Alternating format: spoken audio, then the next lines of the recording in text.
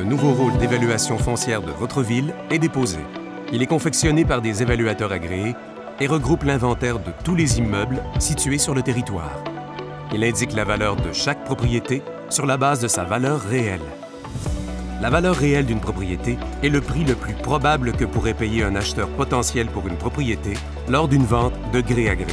À moins de modifications à la propriété, cette valeur est valide pour toute la durée du rôle. Attention, les valeurs inscrites au rôle reflètent les conditions du marché 18 mois avant son entrée en vigueur, soit le 1er juillet de l'année qui précède son dépôt. Celle-ci est la date de référence.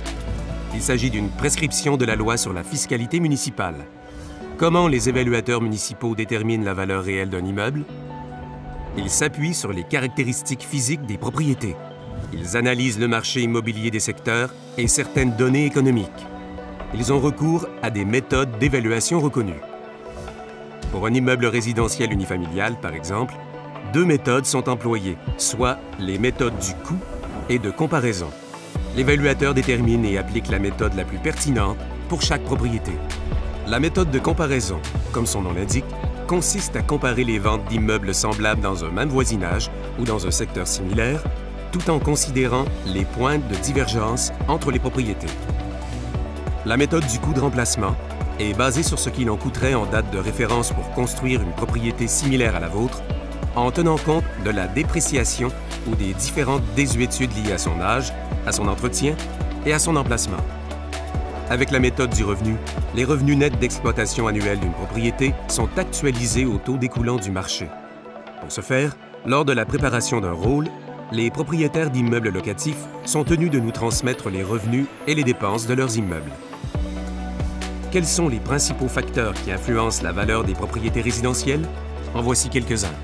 Le secteur, la dimension du terrain, la superficie habitable, l'âge de la propriété, la qualité de la construction. Et le compte de taxes dans tout ça. Le taux de taxation n'est pas seulement déterminé sur la base des valeurs foncières. Il reflète aussi les choix budgétaires faits par le conseil municipal en fonction du coût des services et des besoins de la population. Si l'augmentation de la valeur de votre propriété est supérieure à l'augmentation moyenne de la valeur des propriétés d'une même catégorie, il est probable que vous connaissiez une hausse de taxes plus importante que la moyenne. L'inverse est aussi vrai. Lors du dépôt d'un nouveau rôle, chaque contribuable recevra, par la poste, son avis d'évaluation foncière.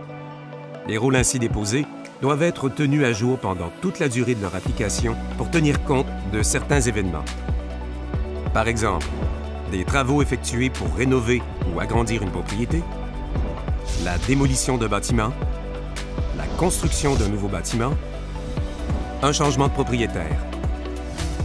Lorsque vous recevez un avis d'évaluation ou un avis de modification, c'est pour vous informer des changements apportés aux inscriptions relatives à votre propriété.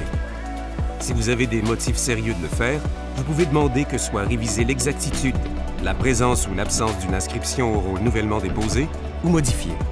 Pour ce faire, vous devez déposer une demande de révision administrative. En accord avec la loi et la réglementation, le service de l'évaluation prend toutes les dispositions afin de vous fournir des rôles d'évaluation basés sur l'équité. Pour plus d'informations, consultez notre site Internet